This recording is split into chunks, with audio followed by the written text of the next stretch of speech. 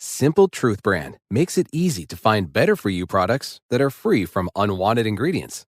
From fresh produce and snacks to household cleaners and more.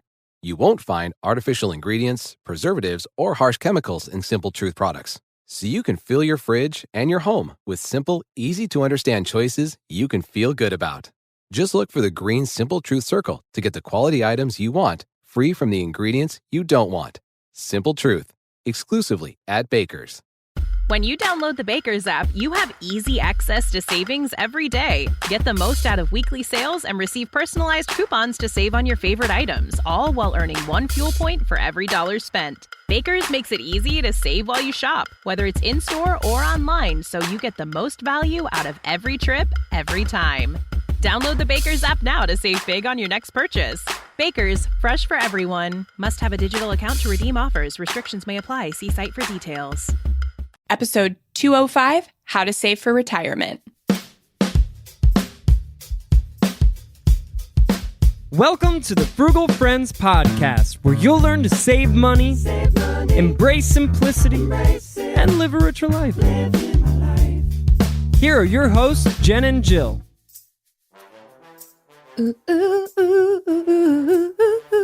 Welcome to the Frugal Friends podcast. My name is Jen. My name is Jill. And today we are talking about retirement. Get it. Love it. Yes. I love thinking about it. I'm going to love doing it. Someday. It is the sexiest topic in personal finance. Which is so interesting. Yeah, this is definitely the tech space. This is where it's all at. Yeah, like I feel like crypto and NFTs, those are like OnlyFans. Like those are... That's a little too far. But investing in retirement, like that's what's really sexy. And so I'm always super excited to do a retirement episode. It doesn't feel sexy to me, to each his own. But I am glad to be talking about it and dreaming about days when I don't have to work. Although let's be real, Jen, we're going to set our hands to something always and forever. Yes. Well, and we're going to talk about that in the episode. Yeah, I'm very excited about it. But first, Our sponsors. Spring break. Not the movie that was recorded in St. Petersburg. Not that spring break. Not that one, but kind of. Spring break is coming. And if you are lucky or have kids home from school, you will get a few days off. We know you'll be twiddling your thumbs thinking, gosh, I wish I had something to do. Don't worry, we've got you. We wrote a free ebook for you with over 200 things for you to do that will help you save money. So grab your copy at frugalfriendspodcast.com/ebook. Again, that's frugalfriendspodcast.com/ebook. Write it on your to-do list so you can immediately mark it off. You're welcome. Yes. And this episode is also brought to you by your Roth IRA. We are recording this pretty early, so the IRS has probably changed the tax deadline again. But let's for a second pretend it's April 14th. This means you have less than 3 weeks to invest in your 2021 Roth IRA. And this is important because you can only invest a max of $6,000 per year. So if you miss this year, you do not get it back. So if you're able to take a 3-week detour on your financial goal and take advantage of this amazing tax-sheltered retirement account, do it. And if you don't know what I'm talking about, listen to the rest of this episode. Yes. And if you want more on this topic of retirement, queue up episode 94, which is Retirement 101, everything frugal people need to know about saving for retirement, and or episode 158, where we talk about Roth IRAs with Barbara Ginty. She is a gem and explained so many things in a way that did not make us feel stupid. So we loved that. Mm-hmm. So get those ready for after this episode. Yeah, this episode is like a follow-up to episode 94. So we talk a lot about how to figure out how much to save and stuff like that. And here we're kind of really getting into nuts and bolts and like a little bit of how to do those things. So a little bit deeper. But I love these articles. They're really good. And I for one love talking about investing in retirement, and I think it's sexy. So, which is great now, Jen, because I remember you've shared a couple of times on the podcast that when you first got into writing about personal finance, this was the topic that you said you would not write about. And then they said, yes, you will. Here's your assignments. And then you did it and then became an expert. And now you love it. And you think it's sexy, which in my opinion is like a little too far, but the evolution. I will be honest, Jill, that wasn't investing. That was insurance. Ah, dang it. And I am still not an expert in insurance, but I do know a whole lot more about it. And I can hold a conversation with an insurance agent should I ever need to at a party. And I can say that's probably not too far off. But let's get into our first article. And it is aptly named How to Save for Retirement. Because if that's what you're searching for, this is going to be the first article to come up. And I actually know the writer of this article, Kat Tratina. She is super smart. And so I knew it was going to be a good article, and I read it, and it was. So what did you think about it, Jill? Yeah, well, it goes through 7 steps, which we will go through all steps because they kind of go in order. It's not one of those like pick your favorites. You kind of do need to go in order of the 7 steps that are listed out.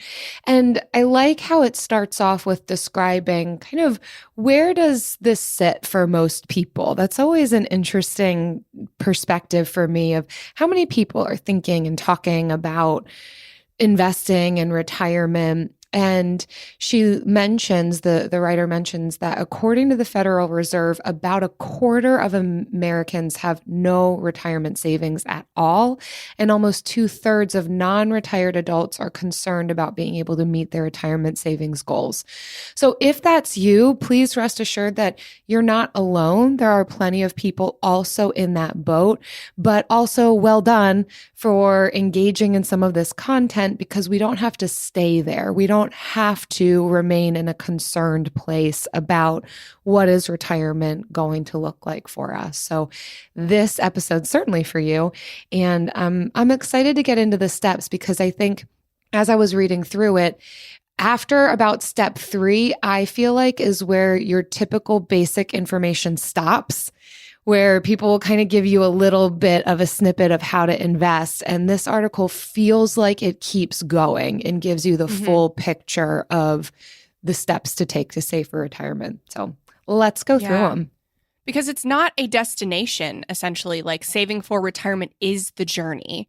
So that kind of leads us into the first one is set your retirement savings goal.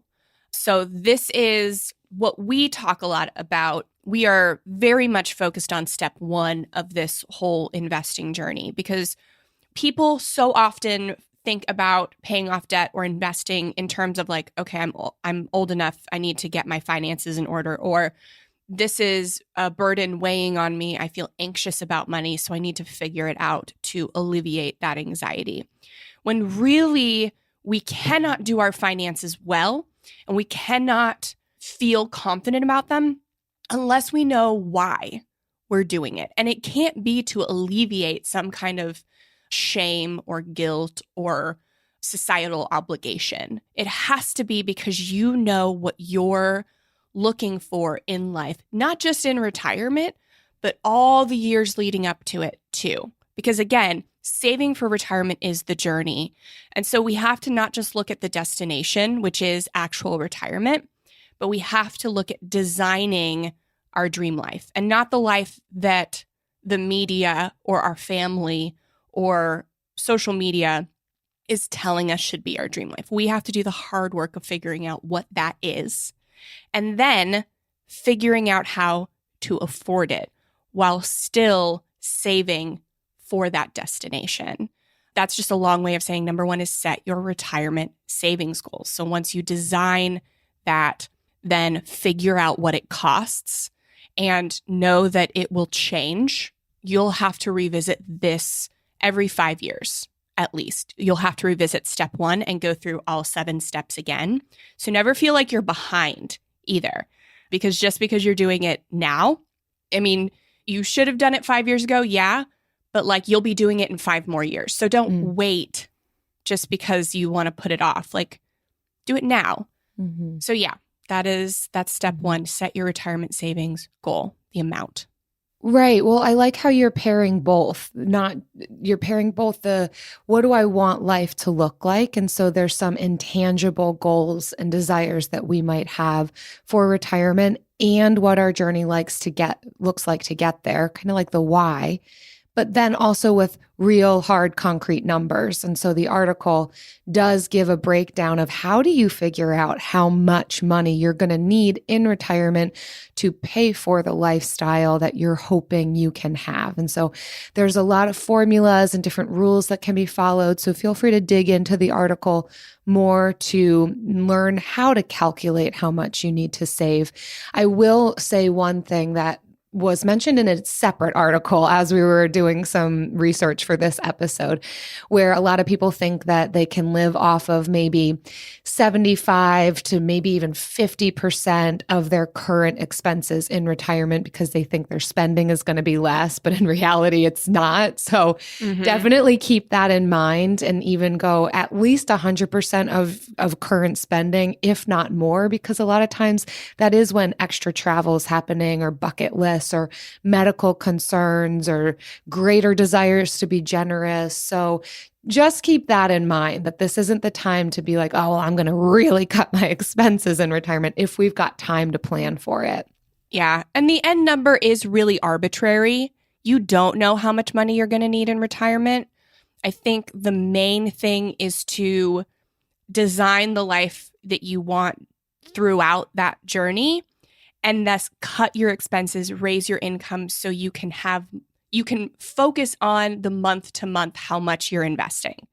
That's the really important thing. If you want a formula, the 25X rule is the most common. We talk about it in episode 94, but you just multiply your annual expenses by 25, and that's essentially what you would need to save to retire. So like if you spend $50,000 a year, and that's not with your investment, you just spend 50 grand a year, then 25 times 50 grand is 1.25 million. So that's kind of what your goal should be. And so that's nice to figure out, to see, but sometimes that number can be intimidating.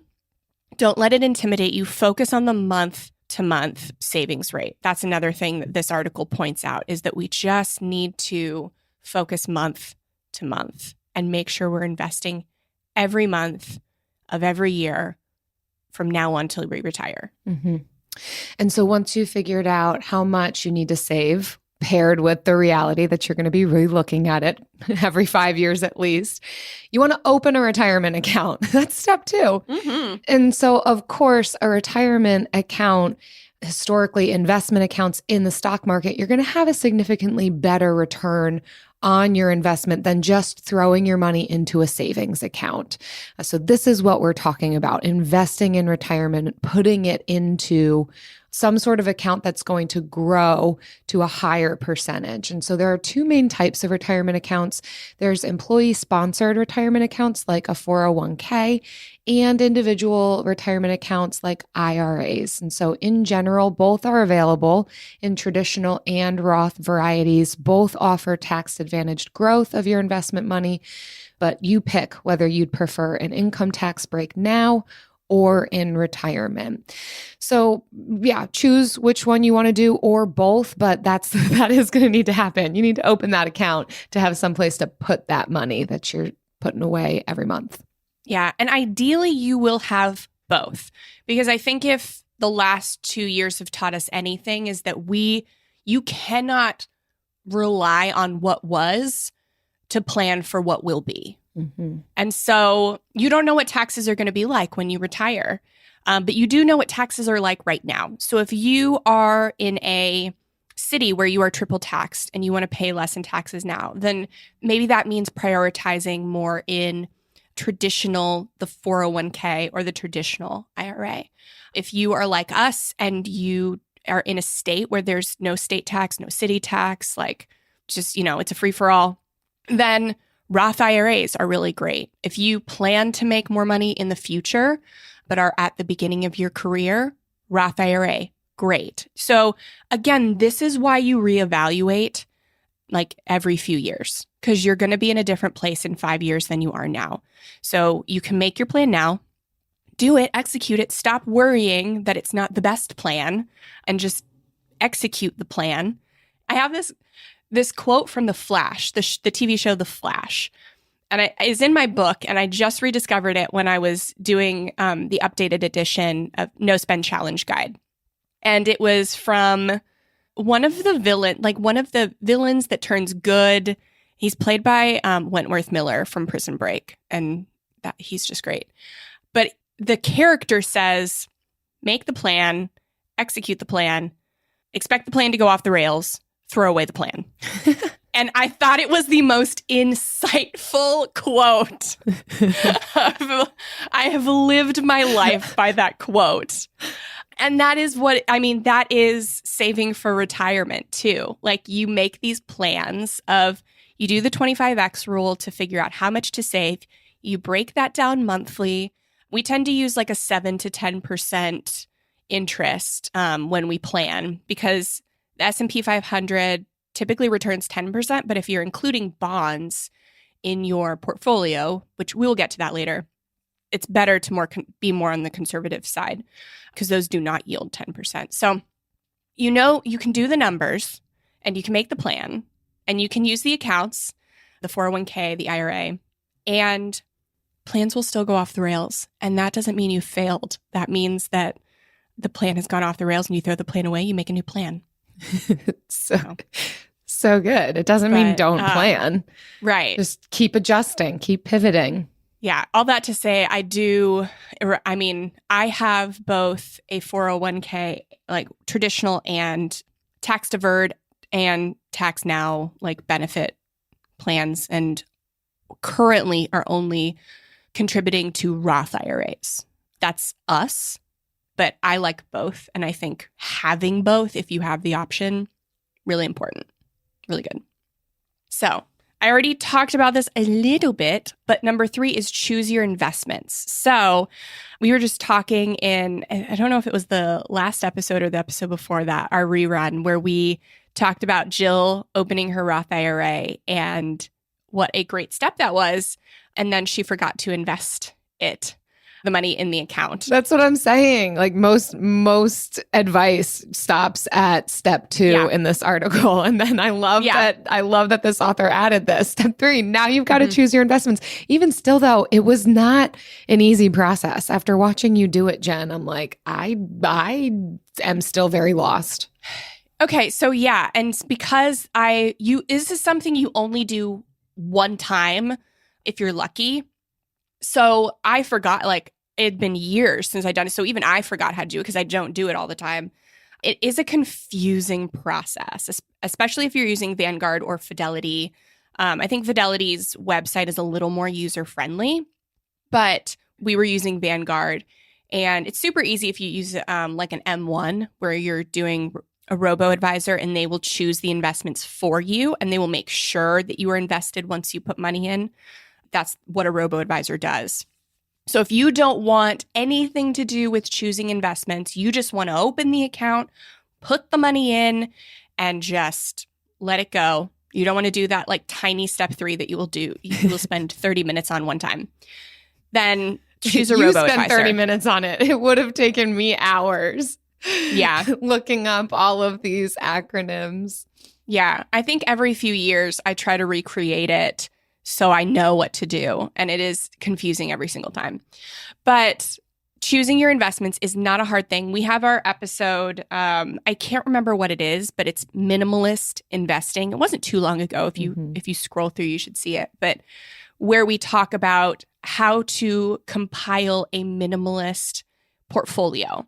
So if you are specifically thinking about what investments do you want in your portfolio, check out our minimalist investing episode. We are not licensed stockbrokers or certified financial planners, so we can't tell you exactly what to invest in, but there are some very common selections that you will see everywhere, and we kind of go over those common selections, but we can't tell you that it's right for you, essentially. And I will have that episode linked, the minimalist investing episode, in the show notes. Yeah. Essentially, you have to get in there and buy funds. So and honestly, I can't even tell you if I'm right on that one. Because again, it's been probably a year and a half since I last tried it. Well, here's real talk.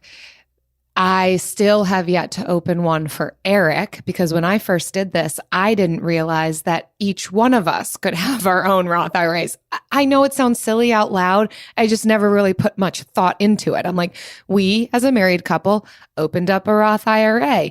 And then you and I were talking, you're like, well, you both can have one. You're both individual people. I'm like, oh my gosh. And I just still haven't done it because I'm still so confused by the first time that I did it. So I'm waiting to come over to your house and you open one for Eric too. We will. Okay. So we're recording this pretty early. And so let's set a deadline of by the time this airs, Eric will have a Roth IRA. And maybe we should keep I mean, obviously we can't tell people what to do, but maybe that could be our own learning process of redoing it. If there's anything that stands out, we can share that with you in our Frugal Friends Facebook group.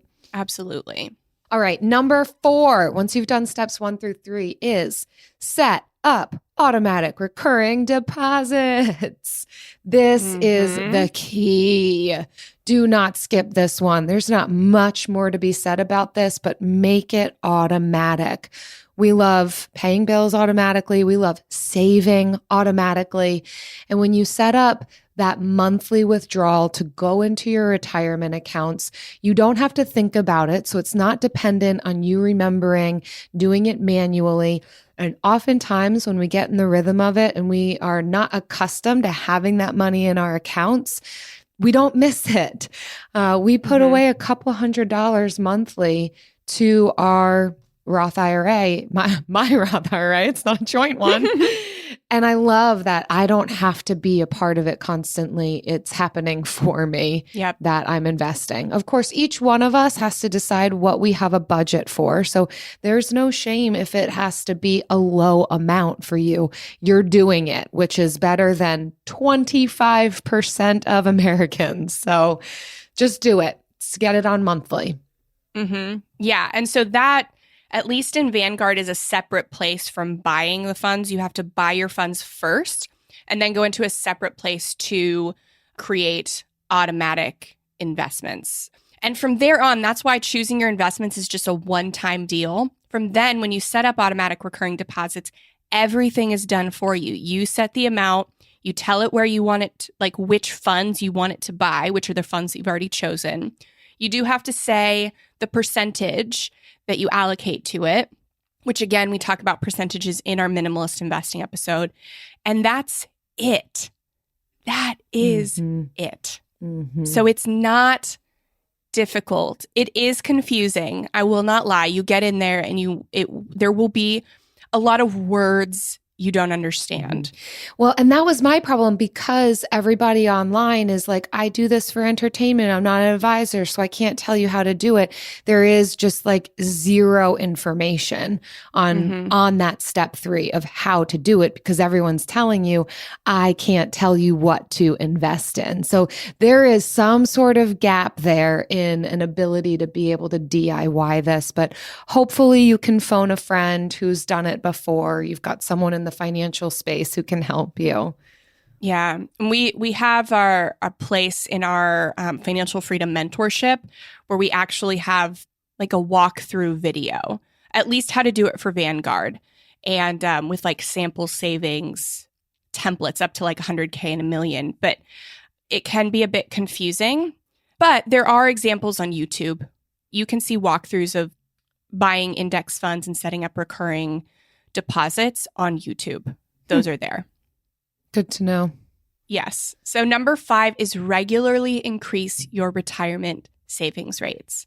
So I think traditional wisdom has said 15% of your income. When you set a minimum, people are always like, oh, does my employer match count towards part of that 15? When really it is as much as possible. And honestly, 20% is probably better. I say 20%. Especially because people plan to retire at 64, 65, beyond. But statistically, most people will have to retire before 64, just due to health things or like taking care of a family member or whatever. So a lot of people have to retire before they're planning to. And so you want to have your retirement savings, I would say by 60, maybe even earlier. And so if you can the earlier you increase your retirement savings, the less overall you have to save. And so that's where frugality comes into this whole thing, is we love to save money. We want to get as much as we can for as little money as we can expend it for, within reason. And this is one of those places where if you spend more upfront, you will save more in the long run. People who save in their 20s and 30s will spend less money, put less money into savings than somebody who starts in their 30s, 40s and get to the same place. So you save money. Like if you're trying to become a millionaire, the earlier you start, the less money it takes to get there. It's easier. I should have just said that in the beginning. But, so yeah, do as much as you can as early as you can. Yeah. But I think the real thing is every month of every year for the rest of your working life. And it doesn't matter what amount.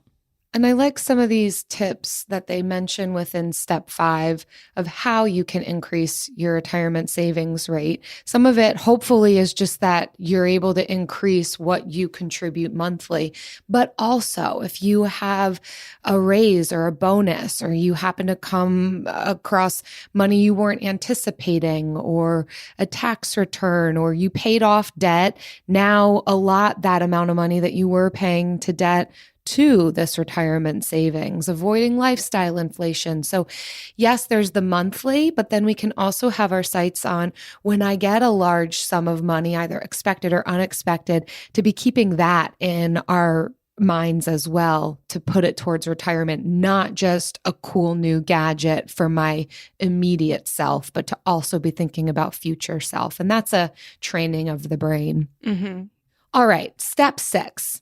Open an additional retirement account. So once you've done all of the other things and you're moving and grooving and you're maxing out that Roth IRA, consider another one. So of course, many people might have both a 401k and a Roth IRA. Certainly if you've got a side hustle or you work for yourself, you could consider a SEP IRA or a solo 401k.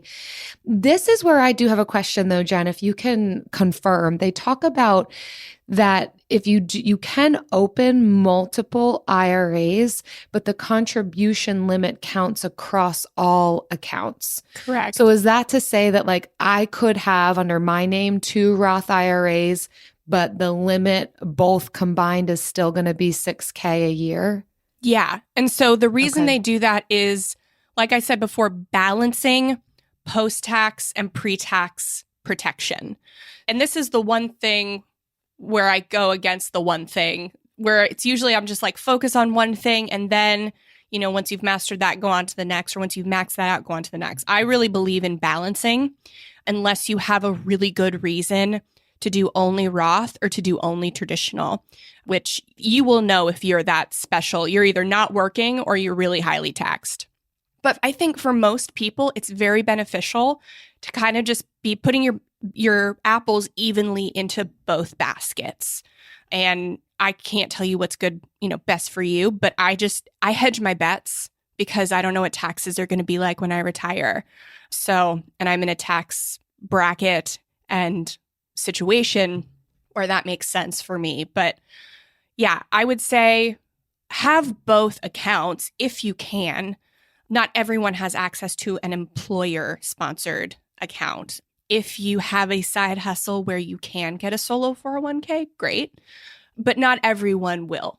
So that means you may have to divvy up between a traditional IRA and a Roth IRA. And again, you can put $3,000 in one and $3,000 in the other. But yeah, you can have 2 Roth IRAs, but there's really no point in doing it. It's just an account.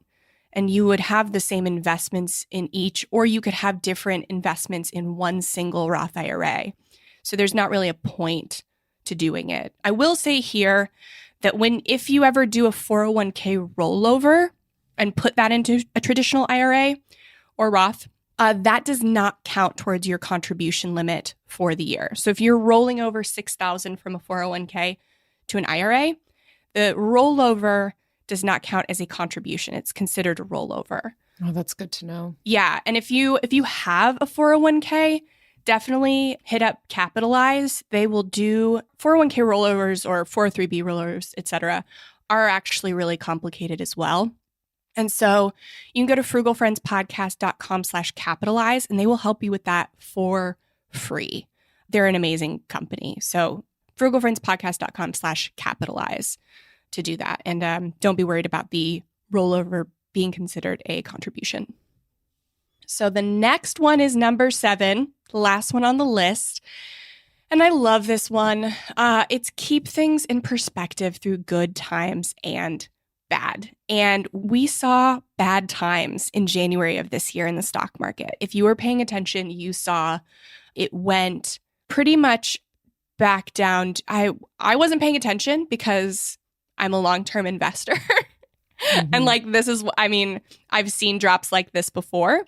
But historically, the stock market sees an average return of 10%. But every few years, we see corrections. Every, 5 to 10 years, we see a crash. I don't know what the actual numbers are. There are averages, but expect bad times. But also expect good times, because there have been years where the S&P 500 has grown more than 20%. The trend has always historically been up. But if you laser focus in, you will see a lot of up and down. I mean, you have to be aware of your own risk. And we'll talk about this a little in the next article, but be aware of your risk aversion. But keep things in perspective. We are investing for the long term. We're not crypto people. We are not like pump and dump options and Forex people.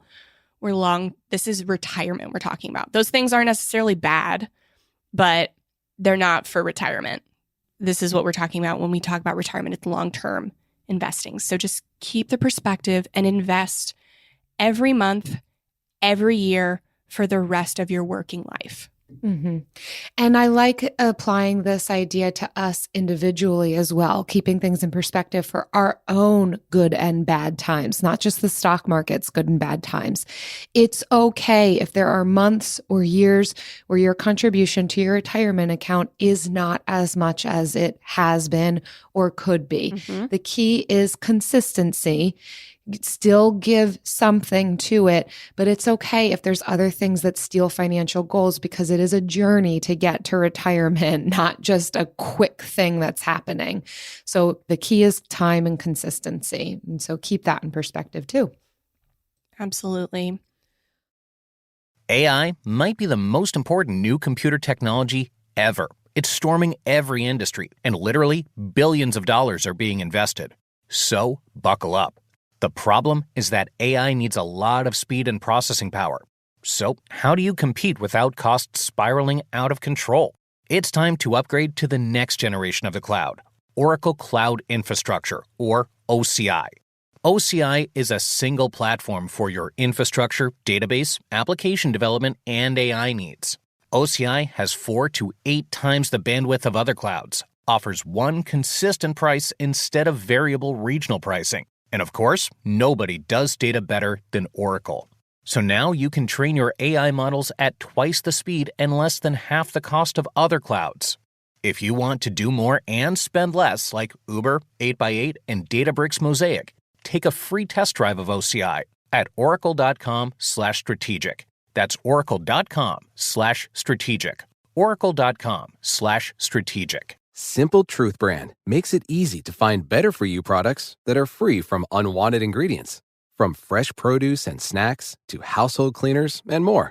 You won't find artificial ingredients, preservatives, or harsh chemicals in Simple Truth products. So you can fill your fridge and your home with simple, easy-to-understand choices you can feel good about. Just look for the green Simple Truth circle to get the quality items you want, free from the ingredients you don't want.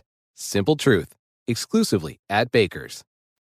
All right, let's move to this next article. And we won't spend as much time on this, partially because it's not that long of an article, but still worth going through. It comes from The Motley Fool, and it's just how to invest money, but it looks at it in a really big picture kind of way. So I think that this is helpful, especially for us newbies, for us beginners, or just dipping our toe in the water. What do we need to be focusing on? What did you think, Jen? This is a good perspective to have when you're starting to invest. So I liked every single one of these, but I really like that it's short and to the point, and there's no one size fits all answer. Like, you have to design the life that you want to live and then save for it and spend for it in the way that's right for you. And I think the reason investing is so important is not to stimulate the economy. It's not any of that. It's that investing beats inflation. And nobody paid attention to inflation until this year.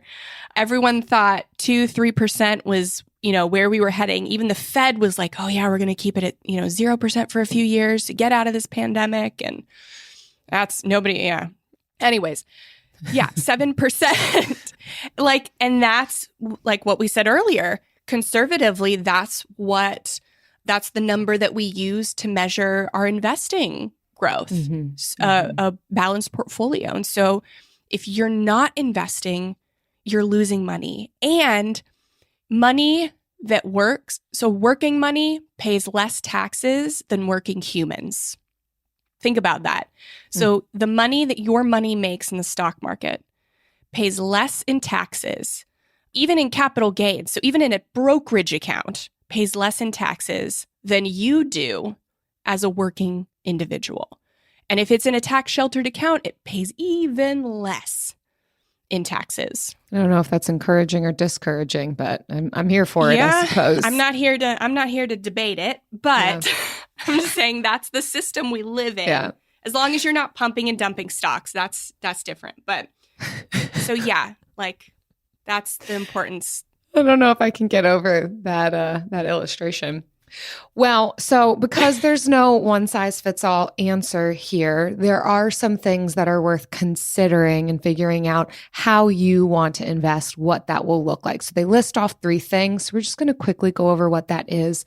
The first is your style. So the question to ask yourself is, how much time do you want to put into investing your money? Meaning, on a daily, weekly, monthly, yearly basis, how much time do you want to put to this actual process of investing? There certainly are different styles to this. Primarily, we're talking about active investing versus passive investing. The article believes that there's merit in both styles. Jen, you're welcome to debate that. But certainly, if you are interested in the active investing, you do need to have time. Like it says, it's going to require lots of homework, research, analysis, keeping track of things. You need to have knowledge. You're going to have more than the basic knowledge. So if you're listening to this podcast and you already feel like, whoa, I've got so much to learn. I mean, if you're excited about that, then keep going. But otherwise, know that you don't have to gain too much more if you choose the more passive option. If you want active, you got to have a lot of knowledge and the desire. You have to want to spend hours researching and investing and looking into the best vehicles for your money and potentially moving things around. But I love how they wrap up talking about this first one of your style, that passive investing is the equivalent of putting an airplane on autopilot versus flying it manually. You can still get good results over the long run, and the effort required is far less. So in a nutshell, you could go towards passive investing and put your money to work in an investment vehicle where someone else is doing the hard work. So that would be like a mutual fund. So I mean, of course, I don't know all of how autopilot in planes works. I do think that there's some manual to landing and taking off required of the pilots, but I think that this is accurate in general. And there's definitely a lot of research on this of what's going to give the most return in the long run. And it seems to be pretty equal of whether you're actively investing or passively investing. So like you do you if you've got time, knowledge, and desire, but also know that you're not doing yourself a disservice if you do choose the passive route. Yeah. And I think any pilot will tell you, no matter how much they know about flying, or even the more they know about flying, the more they use autopilot. Whether you're driving it yourself or putting on autopilot, you still end up at the same place. It just, the ups and downs are a little more extreme on active investing. And full disclosure, the Motley Fool, which is where this article is, makes their money selling knowledge products to active investors. So that's know that. Yeah. If you've got capacity for an emotional roller coaster over the next 30 years, totally active investing is great. Yeah, it's a great hobby. I would say balance it. I don't know a single active investor that doesn't also have passive investments. So, and they have more of them, the more money they put into active investing, the more money they have in passive investments. So know that. But yeah, I mean, and I would say active investing doesn't just involve the stock market. It also includes real estate. So if you are like, for us, we're not doing any 401ks right now because we're saving for real estate investments. And so that's how we're choosing to diversify. And that's not for everyone. Some people just want to maybe research companies that are on the rise that they want to do some active investing with. So that is up to you and where your passions lie. But the vast majority will want to do passive investing. Number 2 is your budget. How much money do you have to invest? So this is very important. You may have heard something called dollar cost averaging. And so that is a fancy way of saying you are investing monthly versus lump sum investing, where you just do a big lump sum like once a year. You probably heard me say on the last episode that I lump sum invested in my son's 529 because I had the money. I didn't want to think about that investment. I just wanted to leave there and like collect money. But we dollar cost average our Roth IRA because that's something we want to build a habit of. So essentially it's $6,000. We just split that up into 12 months. And then so we do $500 for each IRA every month. And that's how we do it versus doing $12,000 at the beginning of the year, which theoretically does yield a higher return than dollar cost averaging. But what's more important is the habit. That's why we say, look at your budget and do things on a monthly basis that increase the gap between your income and expenses so that you have more money for these financial goals. And that overall is going to be better for your financial goals than trying to eke out every penny of interest that you can get. I mean, I love this idea. Yeah. And finally, the last and third thing to consider is your own risk tolerance. So the question to ask yourself is, how much financial risk am I willing to take? Of course, some of this is going to relate to how much time you have until retirement. The longer amount of time that you have, the more risk you could take. You still have to look at your own risk aversion levels.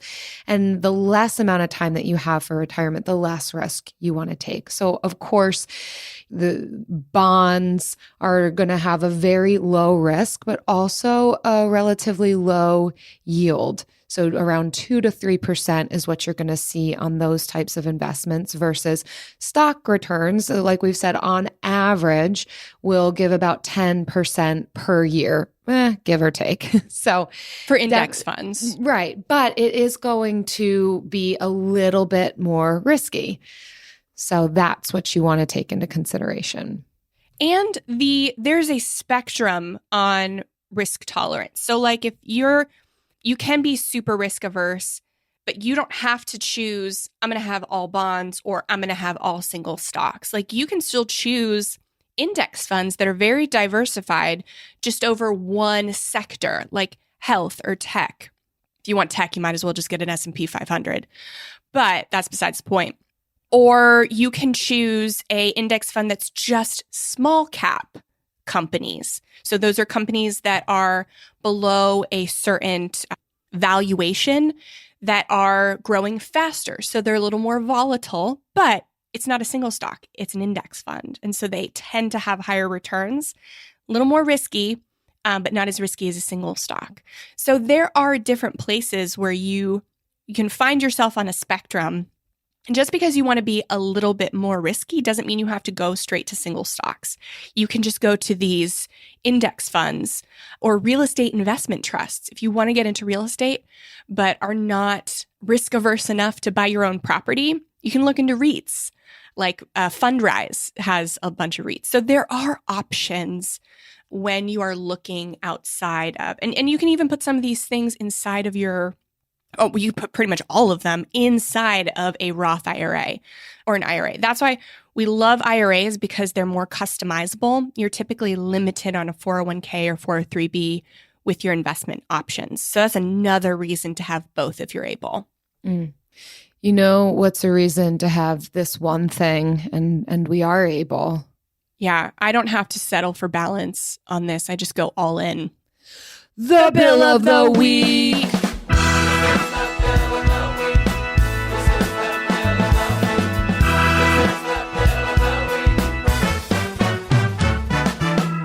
That's right. It's time for the best minute of your entire week. Maybe a baby was born and his name is William. Maybe you paid off your mortgage.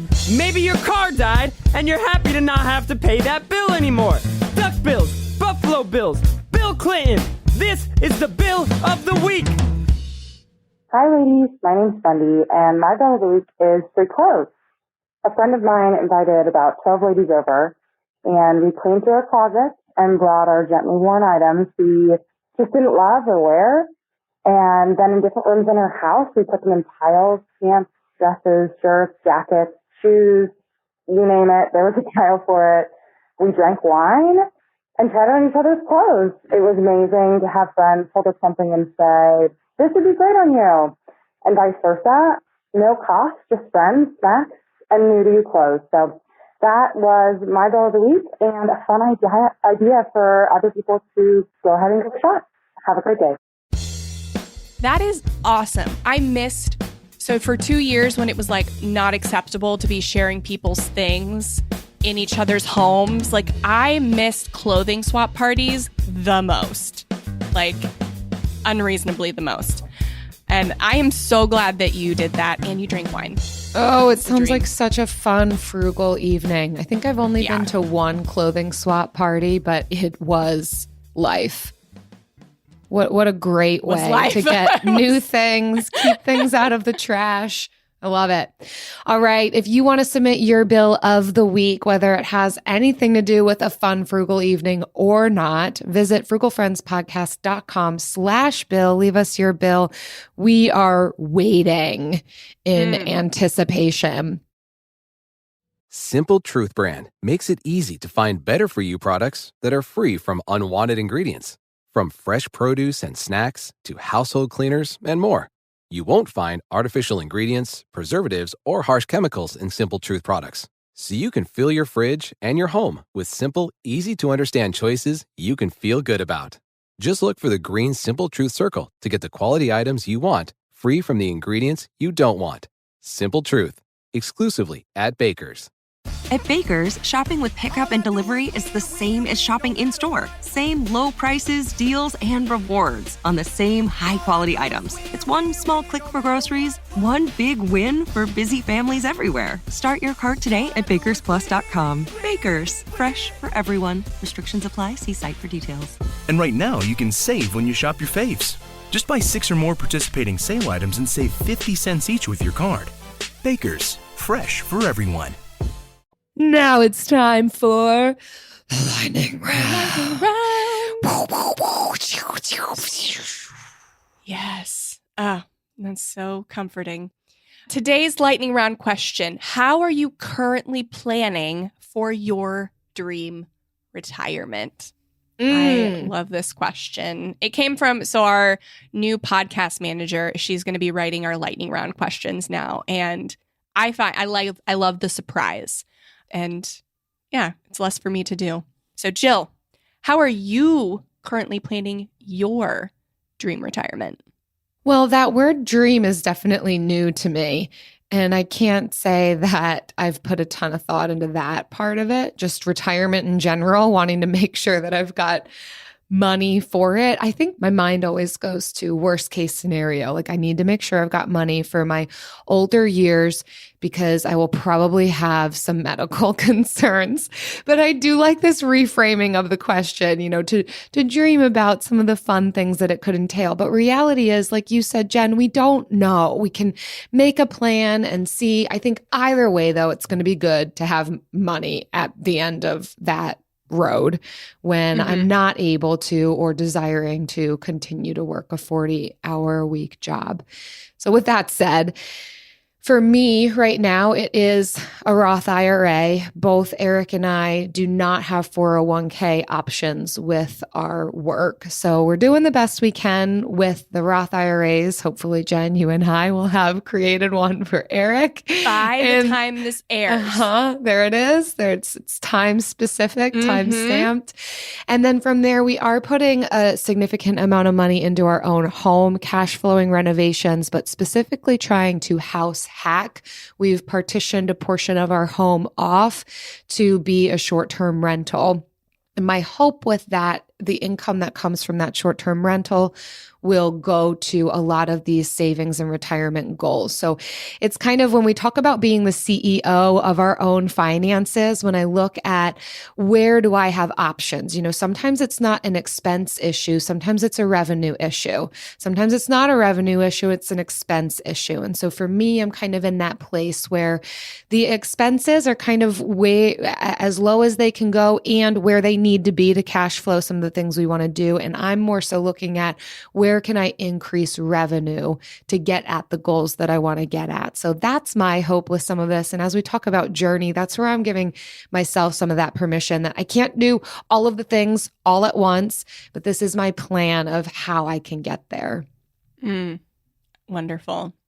So for me, we are maxing out our Roth IRAs, 2 of them, and then also saving to invest in real estate. But I was actually listening to the Afford Anything podcast recently, and Paula was interviewing a Harvard professor about fluid and crystallized intelligence. And the interview was a gut punch to me because he talked about success addiction and how finding value in your work is great, but being addicted to it, that will never bring true long-term happiness. And so I am thinking more about how to practice more of what I preach in designing a life that surrounds around core values that can't be bought or worked for to an extent. So focusing more on and he gave these 3 F's and one other thing, but I changed it to be an F. So now it's 4 F's. So it's faith, family, friendships, fulfilling work. He said work that serves others, but I think fulfilling work is the same thing. So how can I, and work is last. So work should still be in there, but work is last. And so how can I put more focus onto those things and align my finances there? So I am trying to get our business to be more sustainable and to take us kind of out of the back end and learn new skills so that eventually I can move on to new opportunities that allow for greater opportunity for the faith, family, friendships thing. So I'm always planning, and those are kind of the top ideas in my planning arsenal. Beautiful. Well, we'd love to hear also how you're planning for your own retirement, whether it's just retirement or your dream retirement, in our Frugal Friends community on Facebook. And thank you all so much for listening. We want to thank you for your kind reviews on Apple Podcasts, like this one. comes from Witsend 5. All right. Pragmatic Finances. It's 5 stars. I'm obsessed with financial podcasts. I have listened to Jen and Jill for the last year plus. I love each of their unique perspectives on budgeting, spending wisely, living your best life, not taking yourself too seriously, and practical, no nonsense solutions for your finances. They are silly and zany and knowledgeable. They aren't afraid to admit if they don't know something or if they don't necessarily agree with the philosophy, but they still share it in hopes that it will benefit the listeners. I enjoy their perspective as a 40-something RN money nerd. Ooh, amazing. My favorite thing is zany. Whoo, that's a word I've not heard in a while, and I will take it. Yes. Thank you so much, Witsend. We also want to thank our friends who share these episodes on social media. So when you share the latest episode on Instagram, we are adding you to our monthly drawing for every 5 tags and reviews we get every month. We are giving away $50 for you to spend in the Frugal Friends shop. So keep leaving us reviews wherever you listen to podcasts and send the screenshot to reviews@frugalfriendspodcast.com. And don't forget to tag us on social. See you later. Frugal Friends is produced by Eric Sirianni.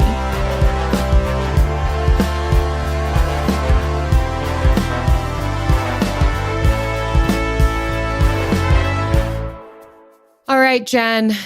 Yeah? What? Tell me. When, where, how are we opening Eric a Roth IRA? It's Operation IRA.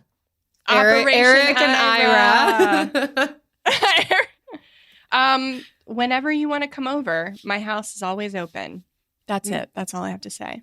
All right. I always want you to come over to my house, and you're always doing something. Oh my God. Sometimes it's with me. Sometimes it's not. Well, I would have. You're doing things too. Don't act like you don't have a dope life. Gosh, the problem is our lives are so dope. Like, it's just we can't make time, Yeah. 2022. Yeah. So dope. So dope. Well, looking forward to Eric and Ira joining forces. 2K22. Simple Truth brand makes it easy to find better for you products that are free from unwanted ingredients. From fresh produce and snacks to household cleaners and more.